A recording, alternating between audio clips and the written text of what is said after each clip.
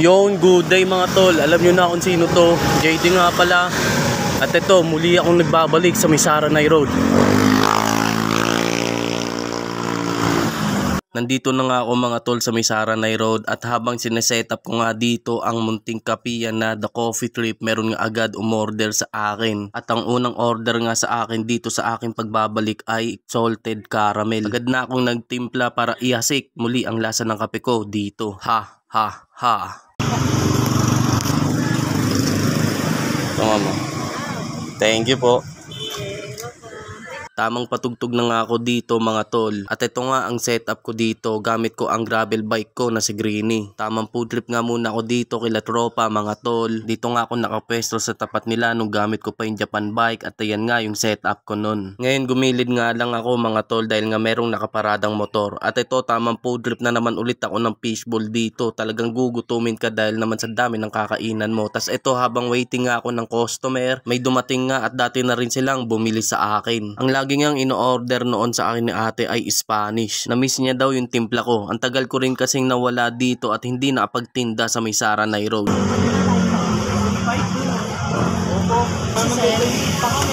Wait lang po. Salamat po sa inyo. At may dumating nga ulit mga dati na ring bumili sa akin. Ang order nga nila 2 strawberry mac, 1 caramel mac at salted caramel. 4 po?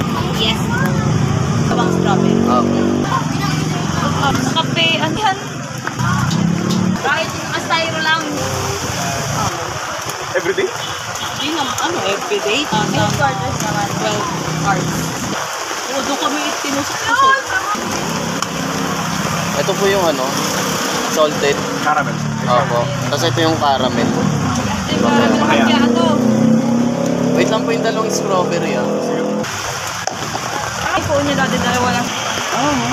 Doon lang namin nabo. Ay.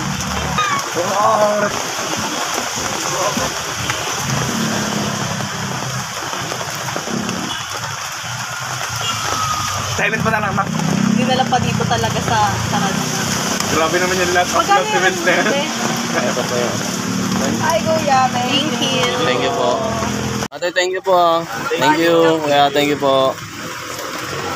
At ayun na nga mga tol, tuluyan ng lumakas yung ulan dito. Ayan kaya medyo dumalang yung daan ng tao. At ito tamang food trip na nga ako dito ng siomai rice. Ang daming pagkakamali na nangyari bago ulit ako makapwesto dito. Kaya maraming salamat Lord dahil hindi mo pa rin ako pinabayaan. Kahit minsan napaginaan na ako ng loob at gusto ko nang ibenta tong cart. Pero alam kong normal lang yun at aking mapagdadaanan. Kung may problema, isipan mo ng solusyon para iyong malutas. Dahil hindi sagot ang pagsuko. Wag lang tayong titigil mga tol hanggat hindi natin nasusungkit ang bunga.